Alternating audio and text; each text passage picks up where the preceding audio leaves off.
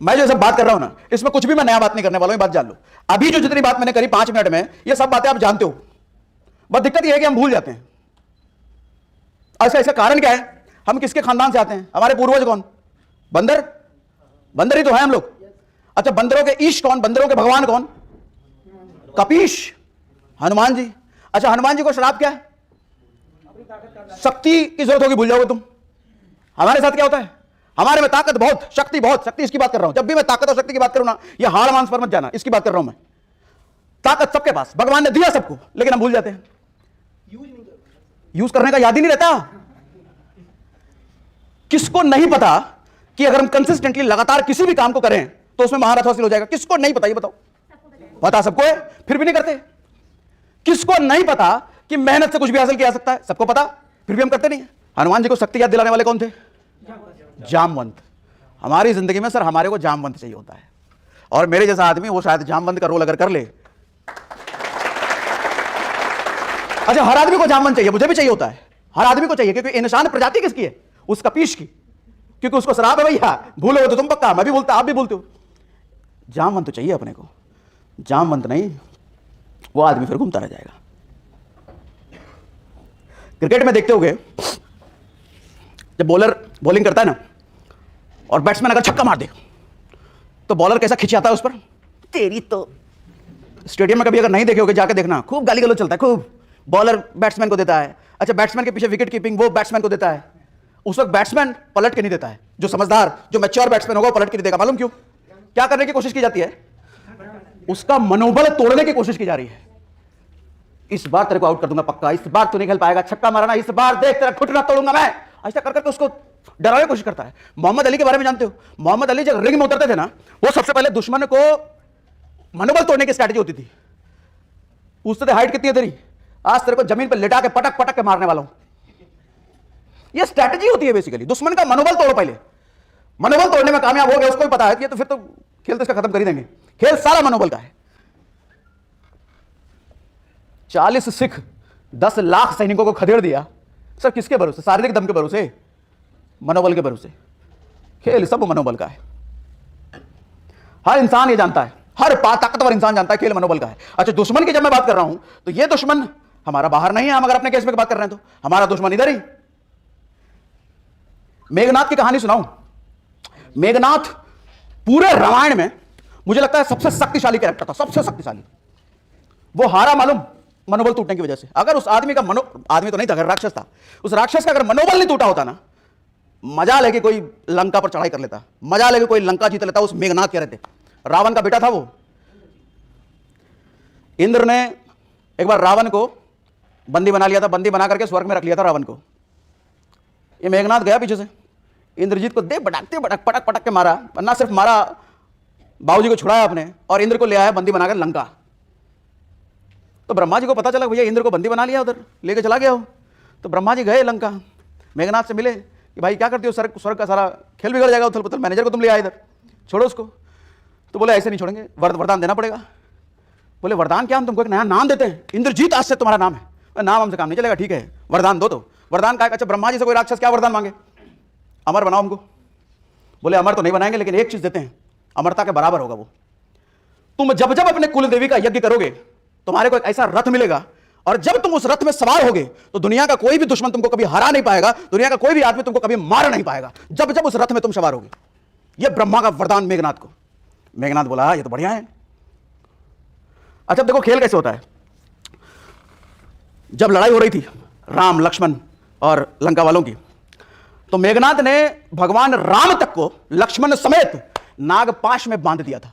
और वो नागपाश ऐसा था कि नागपाश की वजह से राम और लक्ष्मण दोनों मरणासन्न की स्थिति में चले गए। मरणासन्न मतलब मरने की हालत हो गई थी राम और लक्ष्मण दोनों की। उस वक्त भगवान हनुमान जी ने थोड़ी चालाकी दिखाई, बोला नाग से बांधा है, नाग का कौन? गरुड़। तुरंत गरुड़ के पास निकले, गरुड़ को बोले भैया ऐसा सही ठीक करो। तो गरुड़ आए, उधर से नाग को काटा, तब जाके दोनों की जान बची, नहीं तो जान भी जा सकती थी। अच्छा, ये बताने के लिए लंका आया मेघनाथ, बांध दिए, आज खेल खत्म हो जाएगा। पीछे से सैनिक आते हैं, खेल खत्म नहीं हुआ प्रभु, छुड़वा दिए। तो बोले छुड़वा दिए, फिर गया वापस। इस बार ब्रह्मास्त्र चलाया लक्ष्मण पर। तो लक्ष्मण पर जैसे ही ब्रह्मास्त्र चलाया, ब्रह्मास्त्र किसका अस्त्र? ब्रह्मा का। तो लक्ष्मण को देख करके ब्रह्मास्त्र वापस लौट गया। कहा कि भैया लक्ष्मण को नहीं मारेंगे। तो मेघनाथ कंफ्यूज, ये कैसा है? तो कोई बात नहीं, शिव का पाशुपात्र चलाया, पशुपतात्र, वो भी वापस। ये कंफ्यूज ये क्या हो रहा है? ब्रह्मा का ब्रह्मास्त्र चला दिया, शिव का पाशुपतात्र चला दिया, फिर नारायण का क्या सुदर्शन चलाया कि ये तो खेल खत्म कर ही देगा, वो भी वापस लौटाया। अब देखो इसका मनोबल हिला मेघनाथ का। अब लगा कि कुछ तो गड़बड़ है भाई, ये कुछ तो ये दूसरे टाइप के लोग हैं। ब्रह्मास्त्र कभी खाली नहीं जाता, शिव का सुदर्शन कभी खाली नहीं जाता, पाशुपतास्त्र कभी खाली, तीनों खाली होकर वापस लौटाए, मतलब कुछ तो गड़बड़ है। वो डर गया। अब भाग करके मेघनाथ तुरंत गया रावण के पास कि बाबूजी कुछ तो गड़बड़ हुआ है, ये लोग ठीक आदमी नहीं है। तीनों के तीनों खाली चला गया। रावण तो अहंकारी। देखो अहंकार और मनोबल में फर्क होता है। मनोबल कहता है कि मैं शक्तिशाली, और अहंकार कहता है कि सिर्फ मैं ही शक्तिशाली।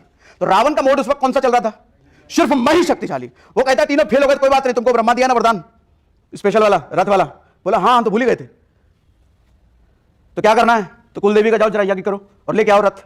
तो कुलदेवी का जैसे यज्ञ करने गया, विभीषण को पता चल गया। विभीषण तुरंत सुग्रीव के पास गए, लक्ष्मण के पास गए कि अरे वो तो यज्ञ करने बैठ गया है। तो लक्ष्मण तो वह करने तो यज्ञ क्या होता है, आज खेल खत्म करेंगे उसका, कोई यज्ञ कर ले, कुछ नहीं होने वाला। तो विभीषण बताया कि भैया ऐसा नहीं है, मामूली यज्ञ नहीं है, वो यज्ञ कर लेगा ना तो ऐसा रथ लेकर के आएगा, फिर उसको मार ही नहीं पाइएगा आप, ब्रह्मा का वरदान है। तो लक्ष्मण फिर टेंशन में, अच्छा ब्रह्मा वरदान है तो क्या किया जाए? तो यज्ञ भंग कर देते हैं। तो सारे वानर मिल करके गए उसका यज्ञ भंग करने के लिए। अच्छा फिर देखो मेघनाथ की शक्ति, यज्ञ में उसको पीटे जा रहा है, दिलिम दिलिम, कोई गदा से मार रहा है, कोई कुछ से मार रहा है, कोई लात से मार रहा है, कोई हाथ से मार रहा है, कोई गोली से मार रहा है। मेघनाथ इतना ताकतवर कि अपना मंत्र बंद नहीं और लगातार यज्ञ किया जा रहा है, हिल तक नहीं रहा वो। तब अंगद, बानर, बंदर किस लिए जाने जाते हैं? कुरफात उत गए जाकर के पानी डाल दिया उसके यज्ञ में। तो अब तो बंद हो गया यज्ञ, अब हो गया बंद यज्ञ, उसका यज्ञ आ ही नहीं, उसका रथ आ ही नहीं पाया। अब लक्ष्मण ने दाग दिया सीने में AK-47, मेघनाथ बेचारे का खेल हो गया खत्म। कंक्लूजन देखो क्या निकलता है। सर मेघनाथ अगर डरा नहीं होता, अगर उसका मनोबल टूटा नहीं होता,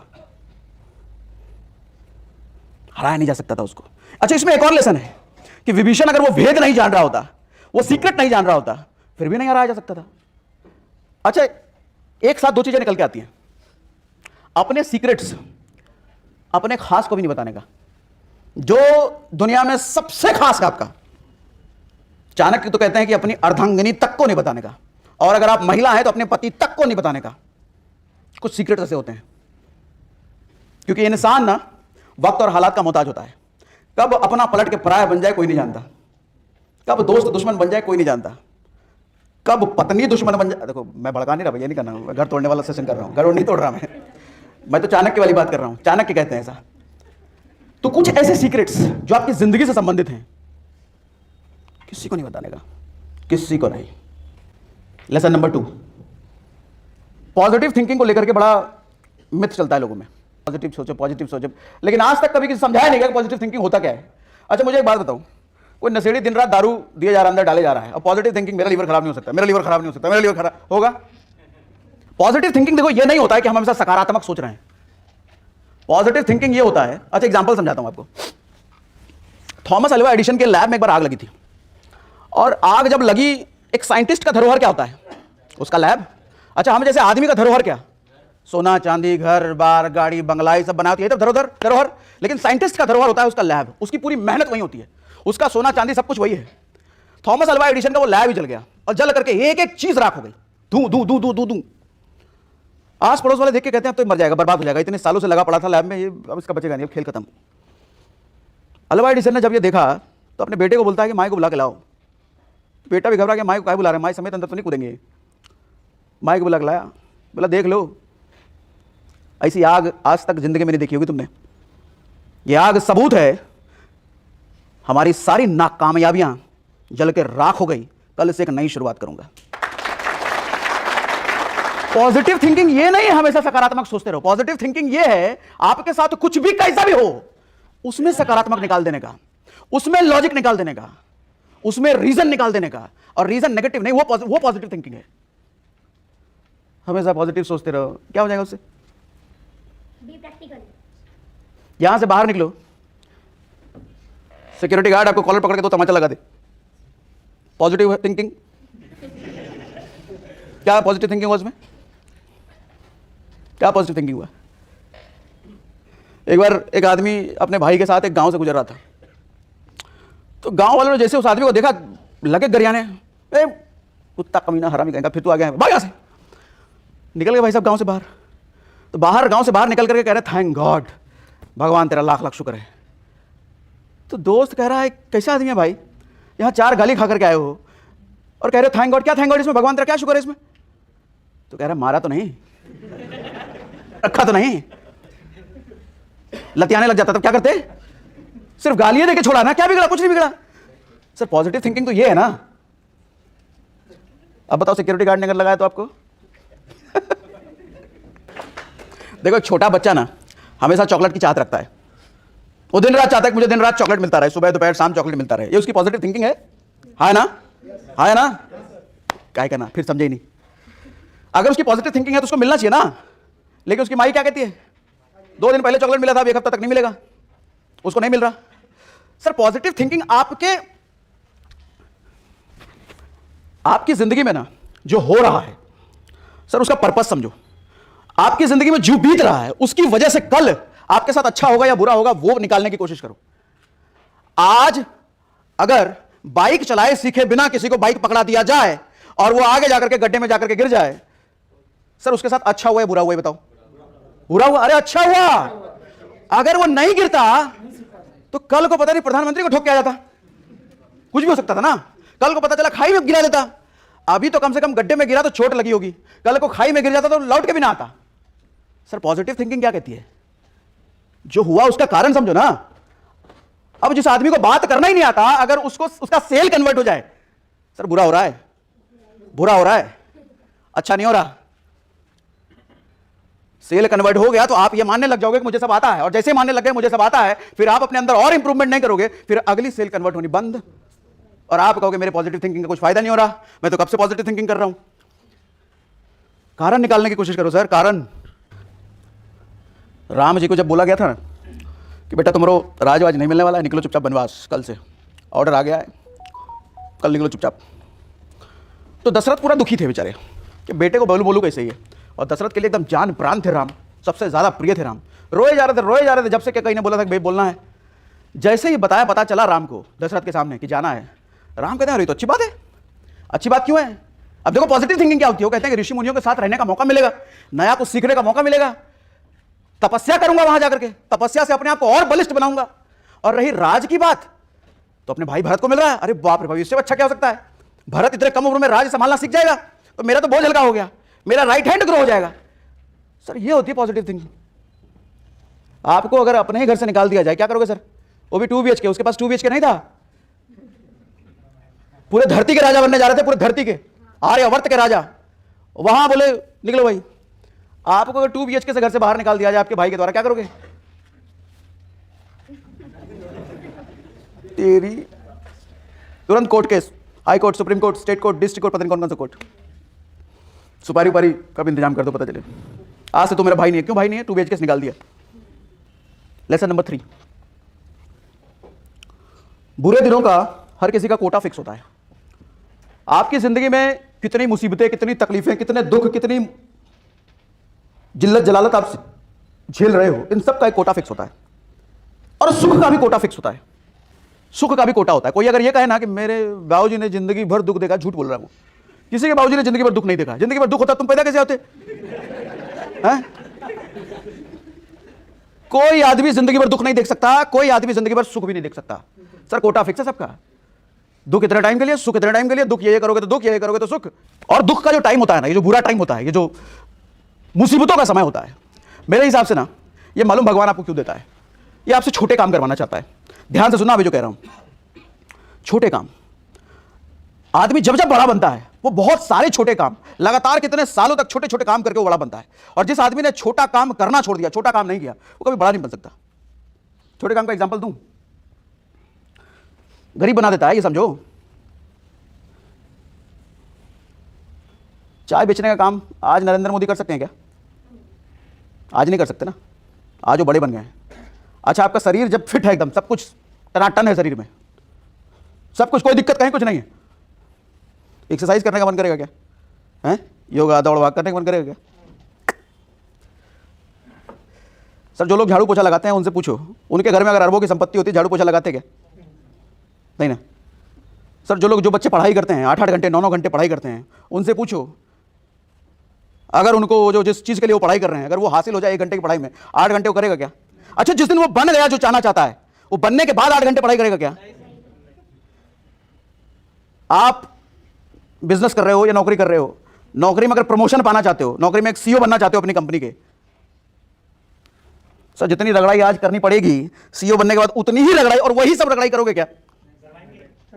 फिर तो करवाने वाले बन जाओगे ना।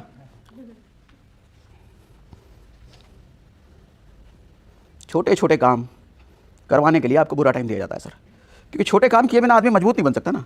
आज देखो राहुल गांधी को क्यों रोड पे घूमना पड़ रहा है? बचपन से महलों में रहे, नहीं बन पा रहे थे कुछ। मोदी बचपन से रोड पे रहा, चलो भाई थोड़ा रोड पे हम भी निकल लें, कुछ हो जाए कहीं। और हो सकता है आदमी देखो जब दुनिया घूमता है, जब रोड रास्ते घूमता है ना, कुछ हो सकता है। सीखता आदमी वही है जब सड़क पर आता है। जो आदमी महलों में वो कभी नहीं सीखता। राम अगर जंगल में ना गए होते तो सीता का हरण होता? नहीं होता। और जब सीता का हरण ना होता तो ये वानरों की सेना खड़ी कर पाते? नहीं कर पाते। वानरों की सेना नहीं कर पाते, रावण को मार पाते? नहीं मार पाते। अच्छा रावण को नहीं मार पाते तो भगवान राम बनते क्या?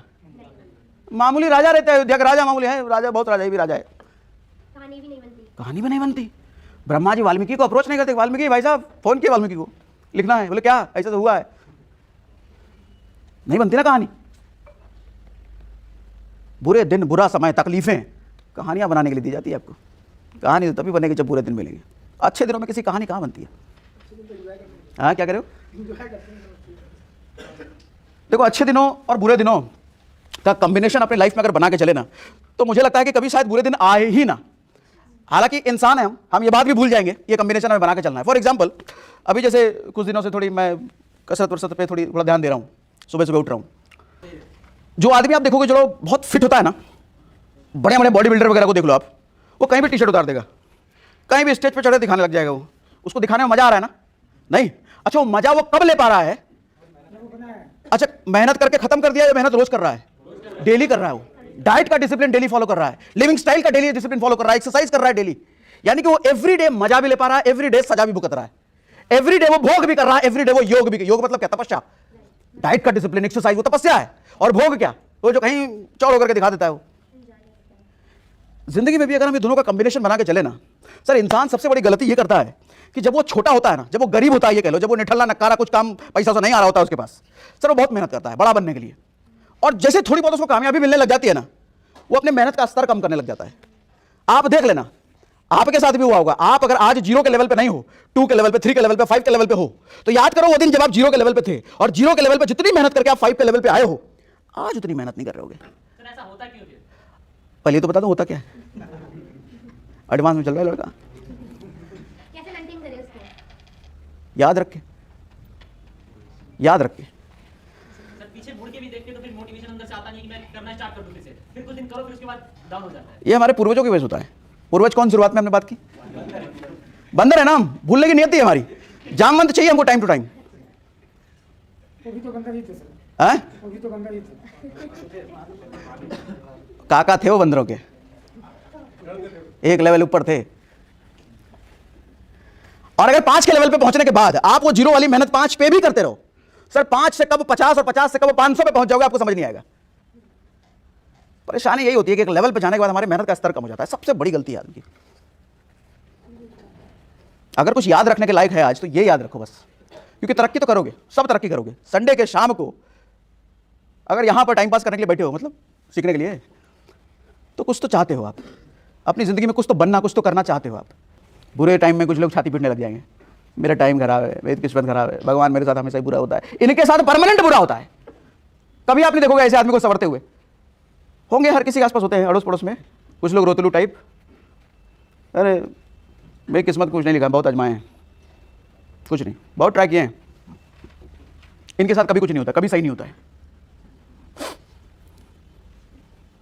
दुर्योधन पैदा होने से लेकर के मरने तक राजमहल में रहा, कभी तपस्या करने का मौका ही नहीं बेचारा बेचारे को मिला क्या? कभी नहीं मिला। कमजोर रह गया, इतना कमजोर रह गया कि शरीर को मजबूत करने के लिए भी मां को तकलीफ देनी पड़ी उसको।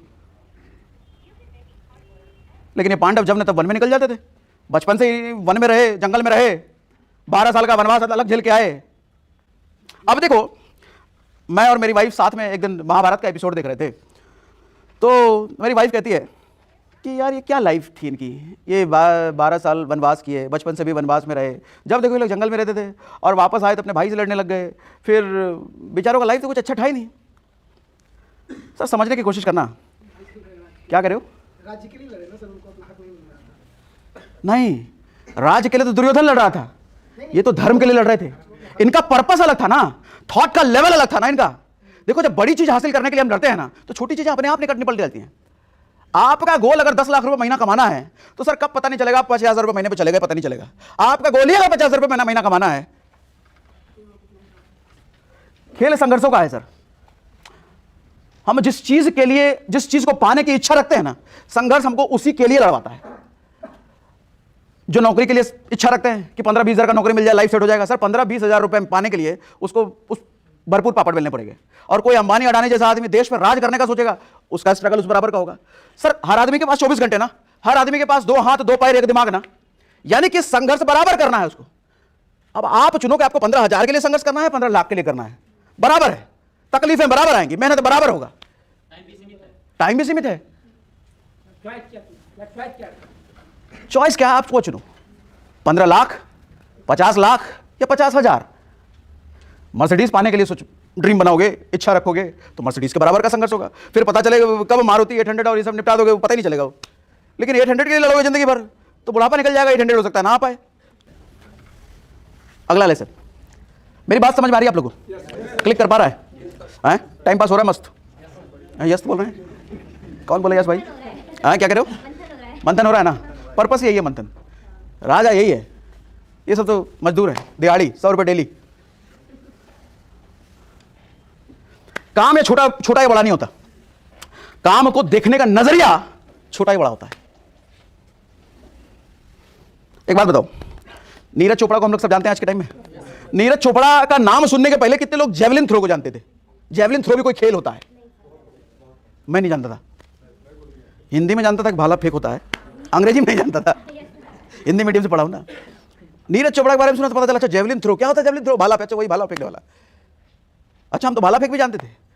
हिंदुस्तान में तो मुझे नहीं लगता 80% लोग जानते होंगे कि भाला फेंकने का भी कोई खेल होता है, ओलंपिक में जाते हैं लोग। लेकिन नीरज चोपड़ा की वजह से जान गए कि भैया ऐसा कुछ खेल होता है। अब मुझे एक बात बताओ, नीरज चोपड़ा के आने के पहले कितने लोग अपने बच्चे को ड्रीम लेकर चलते होंगे बड़ा होकर कि तुझे जेवलिन थ्रो करने वाला बनना है? कोई नहीं ना। आज हो सकता है बहुत सारे लोग तुझे नीरज चोपड़ा की तरह बनना है। समझाना क्या चाह रहा हूं मैं सर, काम तो उसका छोटा ही था हमारे हिसाब से, लेकिन उस काम को उसको देखने का नजरिया उसका छोटा नहीं था। अपनी जिंदगी झोंकी थी उस छोटे काम में, और छोटे काम की वजह से वो इतना बड़ा हो गया कि उसकी वजह से काम को लोग जानने लग गए। उसने मेहनत बड़ी की ना। काम छोटा या बड़ा नहीं, काम को देखने का नजरिया। लोग कंफ्यूज रहते हैं ना जिंदगी भर, अरे ये वाला काम में ज्यादा पैसा नहीं है, ये वाला नौकरी में ज्यादा पैसा नहीं है, वो डिपार्टमेंट में हो जाना ट्रांसफर, फिर तो नोट ही नोट है, बहुत नोट है, अलग ही कमाई बहुत है ना, गाड़ी उड़ी सब आ जाएगा उसमें। अरे जिस डिपार्टमेंट पे वहां भी आ सकता है, अलग ही का पता नहीं। ये बेचने में इनकम नहीं है, वो बेचने में, इस डिपार्टमेंट में, इस फील्ड में, उस फील्ड में, जिंदगी भर बंदर मदाली की तरह बने रहते हैं। कोई आपको नचाता रहता है, नचाता कौन है इधर? 6 महीने ये वाला काम कर लिए, अगले 6 महीने ये वाला, अगले 6 महीने ये वाला, अगले 6 महीने ये वाला, कब बुढ़ापा आ गया, मरने के कगार पे मुझे पता ही नहीं चला। प्याज और कोड़ा वाला खेल हो जाता है। प्याज कोड़ा वाला आपको पता ही होगा, 100 प्याज 100 कोड़ा वाला, 100 प्याज भी खा लिया 100 कोड़ा भी खा लिया। महमूद के बारे में जानते हो? पुराने फिल्मों में कॉमेडियन के रोल में आते थे, अमिताभ बच्चन, राजेंद्र कुमार, राजेश खन्ना के साथ आते थे। महमूद के साथ कोई काम नहीं करना चाहता था कोई भी बड़ा एक्टर। मालूम क्यों? पहली चीज तो महमूद की फीस मेन हीरो से ज्यादा होती थी, था वो साइड रोल में लेकिन मेन हीरो से ज्यादा फीस होती थी। और दूसरा, जिस फिल्म में महमूद है, फिल्म का पूरा क्रेडिट वो लेकर चलाता था। दर्शक महमूद के लिए फिल्म देखने जाती थी, मेन हीरो के लिए नहीं, तो मेन हीरो को बेचती। सर साइड रोल है लेकिन अपने रोल में इतना मंझ गया वो, अपने रोल में इतना माहिर हो गया वो, उस रोल को प्राइमरी रोल से भी ज्यादा महत्वपूर्ण समझाने लग गया। आपको नहीं लगता काम इंपॉर्टेंट नहीं है? कुछ और एग्जांपल दूं? हेरा फेरी फिल्म देखिए, हेरा फेरी में कौन थे हीरो? अक्षय कुमार और सुनील शेट्टी। तुरंत याद आ गया भाई। लेकिन ना अवार्ड अक्षय कुमार को मिला ना सुनील शेट्टी को मिला, बेस्ट कॉमेडियन का अवार्ड ले गया परेश रावल। साइड में था वो। आज भी अगर हेरा फेरी के क्लिप्स हम देखते हैं, हेरा फेरी मूवी का नाम लिया जाता है तो अक्षय और सुनील बाद में आएगा, परेश रावल पहले आएगा। बाबूराव आपटे, डर मूवी, काका काका काका काका। सर वो मेन हीरो नहीं था, वो हीरो भी नहीं था, विलन था वो। हीरो तो सनी देओल था, लेकिन आज भी डर मूवी का जिक्र आता है तो शाहरुख खान का ही पिक्चर सामने आता है। नहीं सर, साइड होते हुए मेन को खा गया वो। अच्छा, एक और फिल्म दामिनी फिल्म याद है? तारीख पे तारीख पे तारीख, 2.5 किलो का हाथ। आपको क्या लगता है दामिनी फिल्म में हीरो कौन था? सनी देओल। सर आखिरी के 45 मिनट में आया था सनी देओल, बाकी के 2 घंटे तो ऋषि कपूर था। मेन हीरो ऋषि कपूर था, लेकिन ये 45 मिनट वाला 2.5 घंटे वाले पे भारी पड़ गया। ये काम इंपॉर्टेंट नहीं है, आपकी जगह इंपॉर्टेंट नहीं है, किस तरह का काम कर रहे हो इंपॉर्टेंट नहीं है। सर बूट पॉलिश करने वाला भी, क्या नाम था उसका यार, मैं तो नाम भूल गया, बड़ा चर्चे में है वो, एक ट्रैफिक पुलिस वाला है इंदौर वाला, रील विल देखे होगे, बड़ा फेमस है वो ट्रैफिक पुलिस वाला, ऐसे कुछ नाम है। ट्रैफिक पुलिस में होते हुए पूरा हिंदुस्तान उसको जानता है, उसका रील देखता है। मैं रील देख रहा था कुछ दिनों पहले, मुझे उसके रील सामने आए, मेरे को लाखों में व्यूज हैं उसके रील पर। Traffic police. शोले फिल्म बोलते किसकी याद आती है? जय वीरू। अभी मेरी वाइफ कल पूछ रही थी, मैं थोड़ा फिल्मी टाइप का आदमी हूँ। फिल्मी टाइप कहने का मतलब फिल्में बहुत देखता हूँ ना मैं, वो भी हिंदी, शुद्ध हिंदी फिल्में। बचपन से देखते होंगे तभी तो। हाँ बचपन से देखता हूँ। अरे पकड़ लिया लड़का ये, मेरे बाबूजी सिनेमा हॉल में मैनेजर हुआ करते थे। हाँ मजाक नहीं कर रहा, तो बचपन से फिल्में देखते थे और फ्री में। तो जिस शहर में रहते थे वहाँ शहर के जितने होता है ना कि भैया आप मिठाई वाले के अगर बेटे हो तो दूसरे मिठाई वाले का मिठाई को फ्री होता है, तो ऐसा ही अपना था कि एक सिनेमा हॉल में, भैया सिनेमा हॉल में मैनेजर के बेटे, तो बाकी सारे सिनेमा हॉल, जिस सिनेमा हॉल में जो फिल्म लगता सब फिल्म देखते थे बचपन से। माँ बाबूजी हमारे परेशान थे कि लड़का पता नहीं क्या करेगा, सिनेमा खूब देखता है। और आज अगर मुझे लगता है कि मैं अगर कुछ कर पा रहा हूँ ना तो उसमें सिनेमा का बड़ा रोल है, क्योंकि सिनेमा से बड़ा सीखने को मिलता है। आप शोले फिल्म देखो तो शोले फिल्म में विलन था गब्बर, लेकिन आज भी मेरी वाइफ कल परसों पूछ रही थी होली कब है, होली कब है पूछते मुझे याद है क्या है?